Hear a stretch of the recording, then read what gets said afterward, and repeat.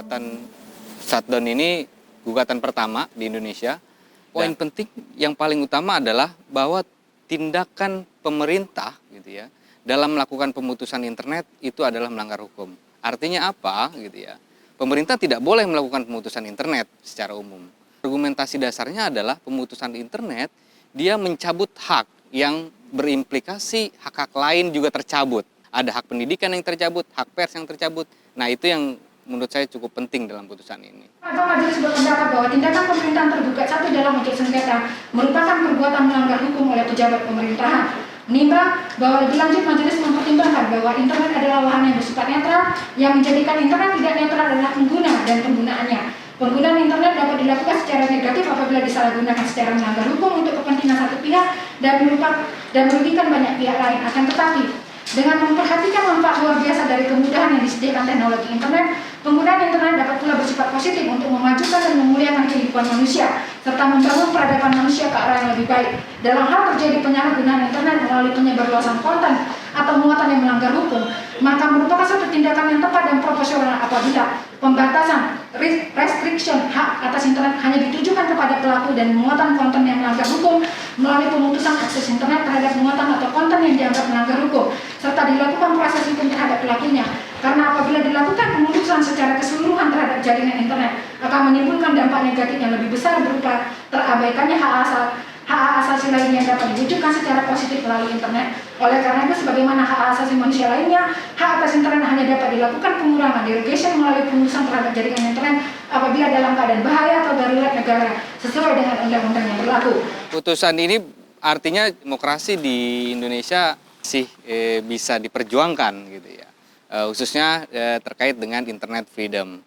Karena kita lihat di beberapa negara gitu ya, internet sudah banyak direpresi. Dan ini salah satu angin segar untuk Indonesia bahwa internet masih bisa dilindungi.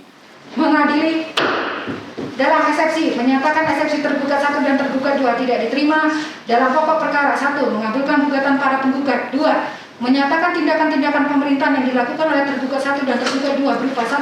Tindakan pemerintahan throttling atau pelambatan akses bandwidth di beberapa wilayah Provinsi Papua Barat dan Provinsi Papua pada 19 Agustus 2019 pukul 13.00 waktu Indonesia Timur sampai dengan pukul 20.30 Indonesia Timur. 2. Tindakan pemerintahan yaitu pemblokiran layanan dan atau data pemutusan akses internet secara menyeluruh di Provinsi Papua 29 kota kabupaten dan Provinsi Papua Barat 13 kota kabupaten tertanggal 21 Agustus sampai dengan setidak-tidaknya pada 4 September pukul 23.00 waktu Indonesia Timur. 3. Tindakan pemerintahan yaitu memperpanjang pemblokiran layanan dan atau pemutusan akses internet di 4 kota kabupaten di Provinsi Papua yaitu Kota Jayapura, Kabupaten Jayapura, Kabupaten Mimika dan Kabupaten Jayapura dan 2 kota kabupaten di Provinsi Papua Barat yaitu Kota Manokwari dan Kota Sorong sejak 4 September 2019 pukul 23 waktu Indonesia sampai dengan 9 September 2009 pada pukul 18.00 waktu Indonesia Barat atau 20 waktu Indonesia Timur adalah perbuatan melanggar hukum oleh badan dan atau pejabat pemerintahan. 3. Menghukum tergugat 1 dan tergugat 2 untuk membayar biaya perkara secara tanggungan sebesar